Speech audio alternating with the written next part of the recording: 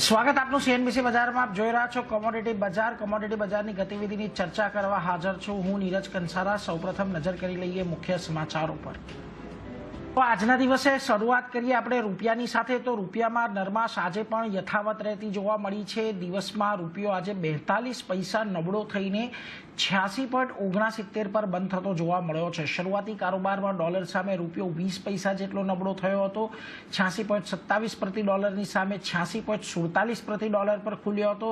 જો કે ત્યારબાદ રૂપિયામાં 86.59ના સ્તરની આજુબાજુ પર કારોબાર જોવા મળ્યા હતા। જો કે દિવસના અંતે 86.69 પર આપણને બંધ થતો જોવા મળ્યો છે। આપણી સાથે અત્યારે અબાન્સ એન્ટરપ્રાઇઝના ચિંતન મહેતા જોડાઈ ગયા છે। ચિંતનજી, વેરી ગુડ ઇવનિંગ। અને ખાસ કરીને સૌથી પહેલાં તમારી પાસેથી આ રૂપિયાની ચાલને એટલા માટે પણ સમજવી છે કારણ કે જુઓ આપણે ટેરિફને લઈને જે ચિંતાઓ જોઈ રહ્યા છીએ, સતત ડોલર ઇન્ડેક્સની અંદર એક મોટા ઉતાર ચઢાવ આપણને આવતા જોવા મળ્યા છે। આ બધાની વચ્ચે હવે રૂપિયાની ચાલ અહીંયાથી ખાસ કરીને કેવી આપણને રહેતી જોવા મળશે? કારણ કે જુઓ અહીંયા આપણે છેલ્લા ઘણા દિવસોમાં ને છેલ્લા 1-2 મહિનાની વાત કરીએ તો ખાસા એવા ઉતાર ચઢાવ પણ આપણે જોઈ લીધા છે। ડોલર સાથે રૂપિયો અત્યારે નબળો રહેવાના જ મારો વ્યૂ છે। 85.50 નું જે લેવલ હતું એ ખૂબ જ સારું લેવલ હતું બાય તરફથી કરવા માટે। આપણે તમે જે વાત કરી એમ અત્યારના જે ટેરિફ વોર ચાલી રહ્યું છે આની અંદર કેશ ઇઝ કિંગ। લોકોને પાસે ફક્ત ને ફક્ત લોકોને કેશ રાખવામાં, કેશ એટલે કેશ નોટ રિયલી કેશ, પણ એ લોકોને લિક્વિડિટી રાખવામાં ઇન્ટરેસ્ટેડ છે। એટલે આપણે જોઈ રહ્યા છે કે આપણે ત્યાંથી એફપીઆઈ રોજ પૈસા કાઢી રહ્યું છે અને આરબીઆઈ આવીને લિક્વિડિટીને મેનેજ કરવું પડી રહ્યું છે। પણ બ્રોડલી જેમ જેમ સેલિંગ આવશે ને એ લોકોને જેમ જેમ રૂપિયો રાખવો હશે તો એ રૂપિયો આપણો ડેપ્રિશિએશન તરફ જવાનો જ છે કારણ કે એની સામે એટલું બાયર નથી જેટલું એનો સેલર છે। એટલે મને એવું લાગે છે હજી અહીંયા 86.50 જેવા લેવલથી હજી બી બાય તરફથી આપણે ધ્યાન રાખવું જોઈએ અને ઉપરમાં આપણને જરા ટેરિફ વોર કન્ટિન્યુ રહ્યું તો પાછું 88 નું લેવલ બી જોવા રાખી મળી શકે છે। અને નીચેમાં અગર ટેરિફ વોર ડિસકન્ટિન્યુ થાય છે બીકોઝ આ બધું જ એક સ્ટેટમેન્ટ પર ડિપેન્ડ છે।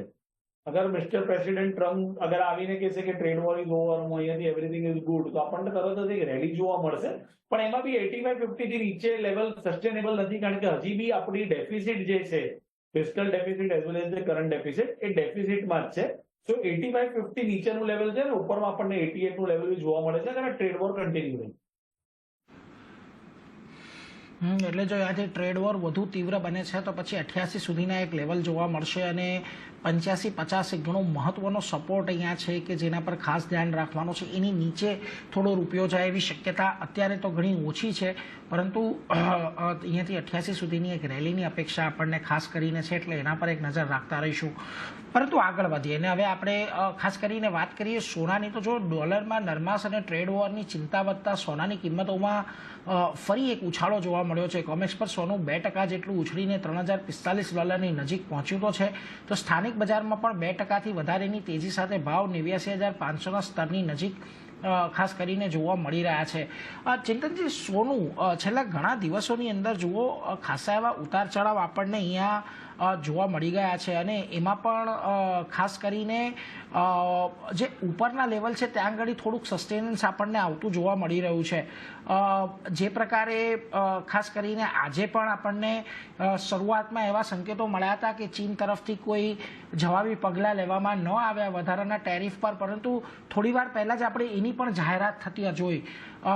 લાગે છે તમને આ અનિશ્ચિતતા વચ્ચે સોનામાં હજી પણ તેજી બાકી રહેલી છે? કારણ કે જો આમ તો જે ગયા અઠવાડિયે અત્યાર સુધી આપણે રેલી જોઈ, આ અઠવાડિયે લગભગ 3% જેટલો ઉપરના સ્તરેથી ઘટ્યું છે ખરું સોનું?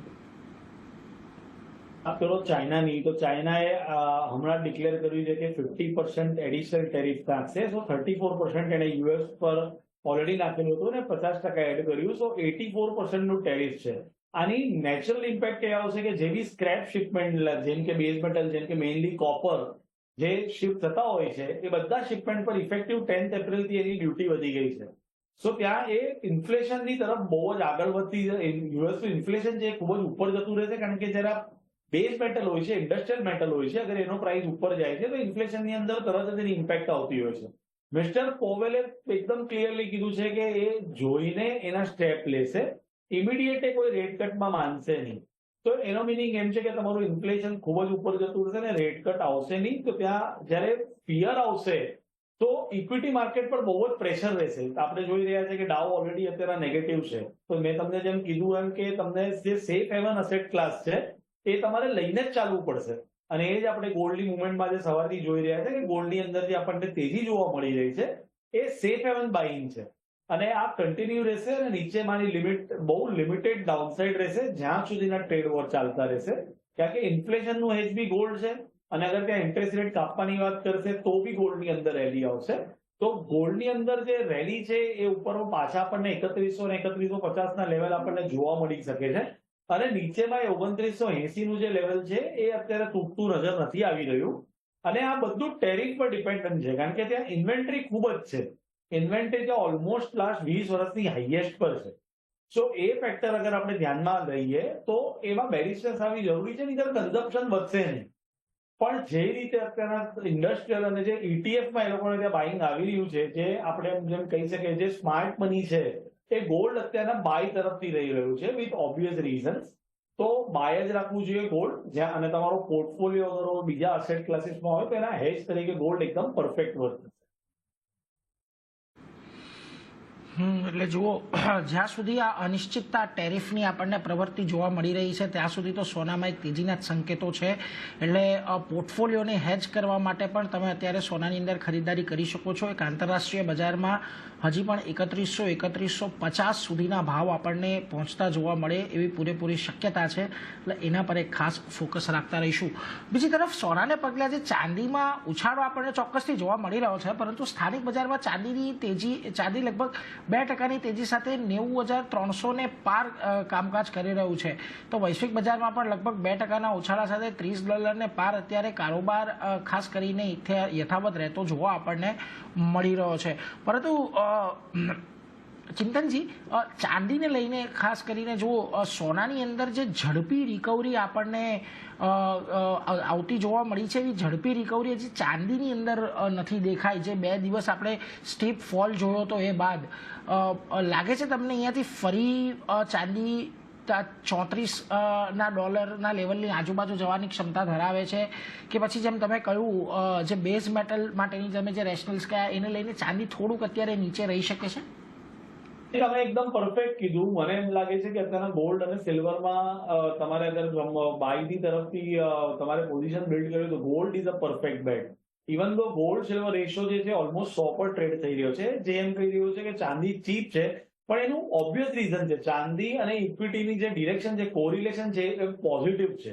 અગર ટ્રેડ વોર થાય છે, અગર રિસેશનની પ્રોબેબિલિટી બિલ્ડ થાય છે તો ઇન્ડસ્ટ્રીયલ યુઝ જ ઓછો થઈ જશે. અગર ઇન્ડસ્ટ્રીયલ યુઝ જ ઓછો થઈ જશે તો ચાંદીની જે કન્ઝમ્પશનની જે સ્ટોરી બનેલી છે એ કેવી રીતે રહેશે? અગર એ જ નહીં રહે તો એની અંદર કરેક્શન આવવું ખૂબ જ જરૂરી છે. કારણ કે લાસ્ટ અગર આપણે 5 વર્ષથી જોઈએ તો ઇન્ડસ્ટ્રીયલ ડિમાન્ડ એ એઝ ગુડ એઝ મોર દેન 50% છે. સો રિસેશનના ફિયરની સાથે સાથે ચાંદી એટલું ગ્રો નહીં કરે જેટલું ગોલ્ડ સાથે ગ્રો કરશે. ચાંદી એ બેસિકલી ઇન્ડસ્ટ્રીયલ મેટલ બી છે અને એ ગોલ્ડ સાથે બી પોઝિટિવલી કોરિલેટેડ છે. તો ગોલ્ડમાં અગર લાંબી તેજી આવી તો સિલ્વરની અંદર બી તેજી આવશે જ આવશે, પણ એટલી નહીં આવે જેટલી ગોલ્ડમાં આવશે, કારણ કે એનો ઇન્ડસ્ટ્રીયલ યુઝ ઓછો થઈ ગયો. સો મારી સાઈડ એ રહેશે કે 34 ને બધું અત્યારે તો મને બહુ ડિફિકલ્ટ લાગે છે. અને ગોલ્ડ સિલ્વર રેશિયો બી આપણે અગર ટ્રેક કરીએ તો અત્યારના ગોલ્ડ જ બાય તરફ રહેવું જોઈએ, અને ચાંદીની અંદર હાલ ફિલહાલ પોઝિશન ના રાખીએ એ વધારે સેફ છે. એટલે જો અત્યારે તમારે બુલિયનની અંદર ખાસ કરીને ખરીદી કરવી હોય તો ચાંદીથી દૂર રહો, સોના પર ફોકસ કરો. એક મત અત્યારે અહીંયા બનતો દેખાઈ રહ્યો છે, એટલે એના પર એક ફોકસ ખાસ કરીને રાખતા રહીશું. પરંતુ એ સાથે જ અત્યારે સમય થઈ રહ્યો છે એક નાનકડો વિરામ લેવાનો. વિરામ બાદ પાછા આવીએ. ચિંતનજી આપણી સાથે જોડાયેલા છે. ખાસ કરીને એનર્જી પેક અને બેઝ મેટલ પેક પર ચર્ચાને આગળ વધારીશું, પરંતુ હાલ રોકાઈએ વિરામ માટે. સિવાય તમામ મેટલ્સમાં તેજી સાથેનો કારોબાર છે, જે સૌથી વધારે ઉછાળો આજે તમને કોપરની અંદર જોવા મળી રહ્યો છે. જો કે ઝિંક પણ અત્યારે હવે થોડુંક લાલ નિશાનની અંદર અત્યારે આવતું દેખાયું છે, પરંતુ એલ્યુમિનિયમ જુઓ લગભગ 0.5% જેટલું આપણને અહીંયાથી ખાસ કરીને ઘટતું જોવા મળ્યું છે. જો અત્યારે આપણે જોઈએ તો આ ટેરિફ વોરની અસર સૌથી વધારે એલ્યુમિનિયમ અને કોપર આ 2 જ કોમોડિટી પર આપણને આવતી જોવા મળી છે. ખાસ કરીને અમેરિકાએ આના પર સારા એવા ટેરિફની પણ જાહેરાત કરી છે. પછી એ કનેડાથી આવતું હોય કે મેક્સિકોથી આવતું હોય કે ચીનથી આવતું હોય, તમને લાગે છે કે અત્યારે આની પહેલાં જ્યારે આ ટેરિફ વોરની શરૂઆત થઈ એ પહેલાં કોપર માટેના ફંડામેન્ટલ્સ ઘણા સારા હતા, કારણ કે થોડીક સપ્લાયની ચિંતાઓ હતી, પ્રોડક્શનની ચિંતાઓ હતી, બીજી બાજુ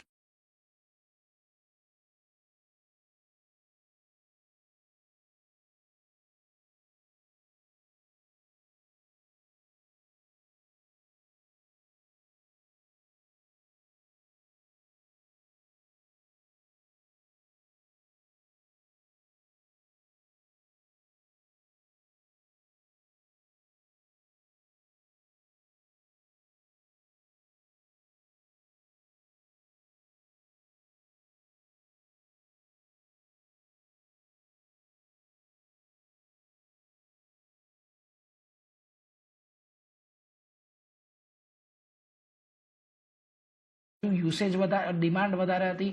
આ બધી વસ્તુઓ તમને લાગે છે કે ક્યારેક પણ આપણને પાછી જોવા મળશે, કે પછી આ જે અત્યારે ઘટાડો આવી રહ્યો છે એમાં હજી વધારે ઘટાડો આવવાના સંકેત છે એલ્યુમિનિયમ અને કોપરની અંદર?